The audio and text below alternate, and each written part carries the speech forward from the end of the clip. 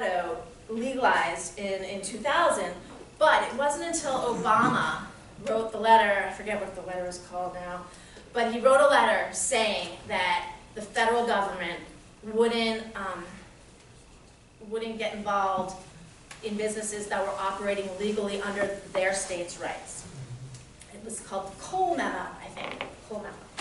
So as soon as he wrote that, that's when the dispensaries started popping up all over the place in Colorado.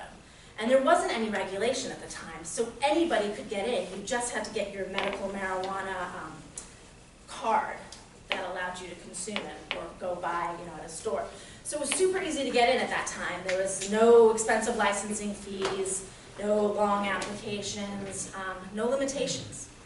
So I started just mixing this stuff up in my kitchen and using it on my clients. And I was getting online and doing research and learning how to make different natural body products and trial and error.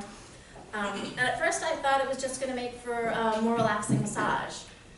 But then the more I used these products on my clients, the more stories that they would come back and tell me about all these different kind of health and pain issues that the products seem to be treating and healing.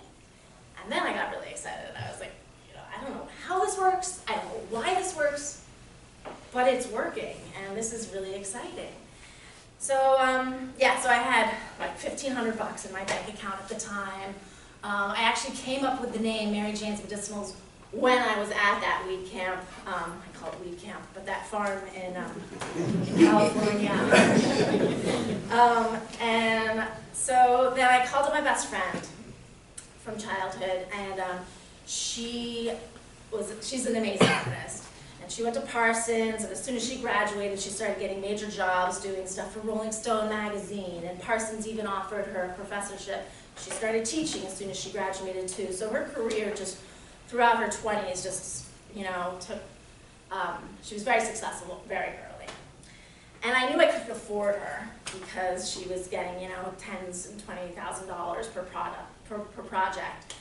But I called her up and I was like, well, I have this idea, and I want her to be like a cute nurse that kind of looks like the two of us. And she's like, all right, well, I'll do it for $1,000, and you can pay me $500 now, and you can pay me another $500 whenever you can. And I was like, all right.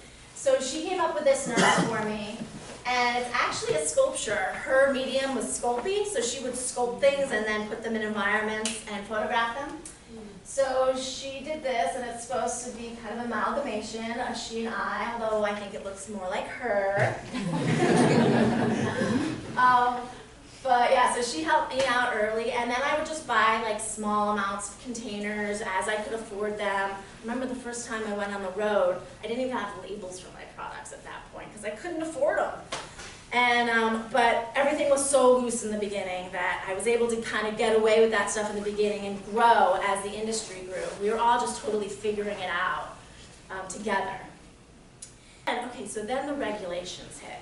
The regulations started taking effect in mid-2011, and that's when the Marijuana Enforcement Division was created. We call it the MED. And all of a sudden, you had to go through this kind of extensive application and licensing process. I was also going to have a dedicated kitchen with a security, cameras and DVRs, a whole system. There was all this regulation that was coming into effect, so it wasn't only going to be about $5,000 in application fee or licensing and application fees, but also I was going to have to get a dedicated kitchen, security system, a bunch of other stuff. And I didn't, at that time, we were still super small, and I think maybe I had $3,000 or $4,000 in the bank at that point. I had like just enough to kind of cover the initial licensing and application fees, but not enough to get a kitchen and get a security system and all this other stuff. So I have this uncle who's been very successful. He's a successful businessman. He has a sportswear company. And I called him up, because I figured I probably needed to come up with about $20,000 to be able to get through this application process and then be compliant with these new regulations. So I called him up, and he said, well, write out your business plan. And I hadn't written a business plan at that point. I was a theater major. I learned what ROI is last year. I was at a meeting and ROI, and I was like, ROI? They're like, return on investment. I was like, And banking wasn't even an option for us at all initially. I've had 7 bank accounts shut down on me. There are some banks in Colorado working with licensed cannabis businesses at this point.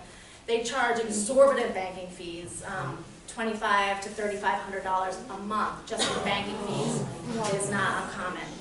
I found a really cheap one. I'm only paying $1,000 a month in banking fees, but it's worth it. And my other ingredients, I use really high quality, beautiful plant oils, but when you break my cost per unit down, my cost per unit is actually quite good.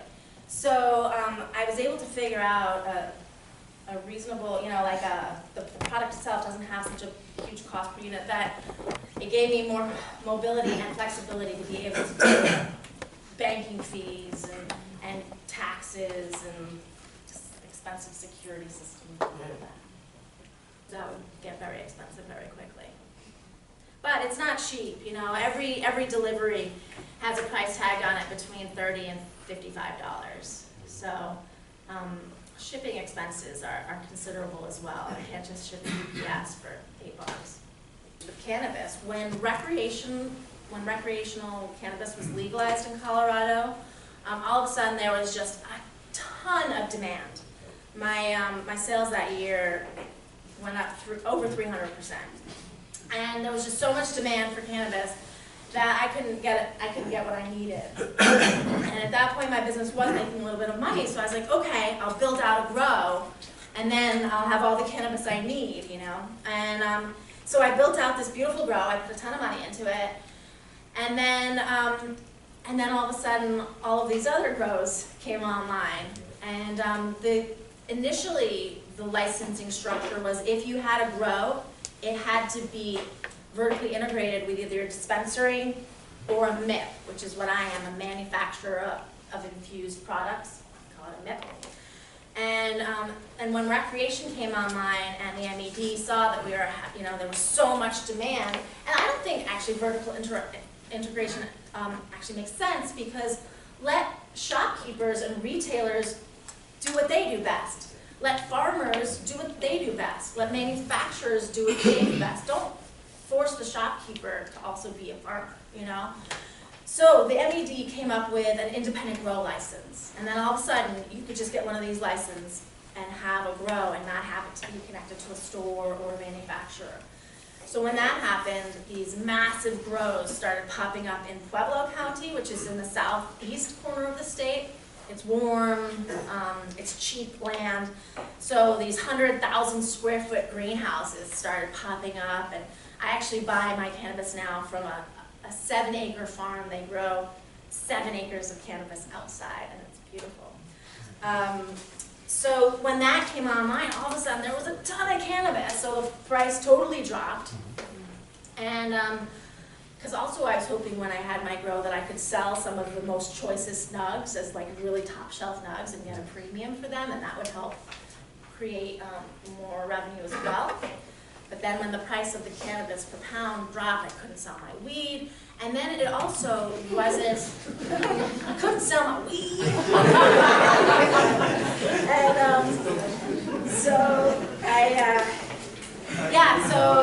And then also it turns out that guys that grow cannabis have these like massive egos that are really difficult to deal with. And my grower was one of them. So like things started kind of disintegrating in my grow. I couldn't sell the product, and we weren't actually growing enough to supply my needs as well. So, but the biggest thing that really was the impetus in dismantling the grow was I was still operating out of that like tiny garage. And I had 6 employees in like a 300 square foot, essentially a single car garage. Like 5 employees climbing over each other, and we just couldn't, this is when I had the main supply issue, was that we couldn't produce enough in that small space. And our sales just kept on growing and growing, but we were totally maxed out in that small space, and it was so uncomfortable.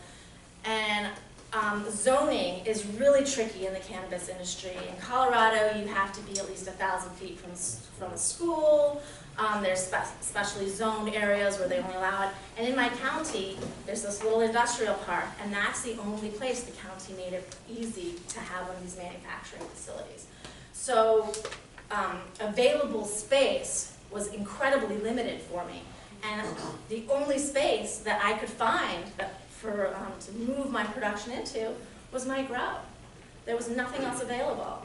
And at that point, that was my priority. I needed more production space. My grow wasn't really working out anyway. You know, it was this beautiful state-of-the-art grow, and it was kind of heartbreaking to tear it all down 10 months after I built it all up, but it was necessary. And then once we created the production space in the grow, and we have like space now, it's like we can grow again. Our business.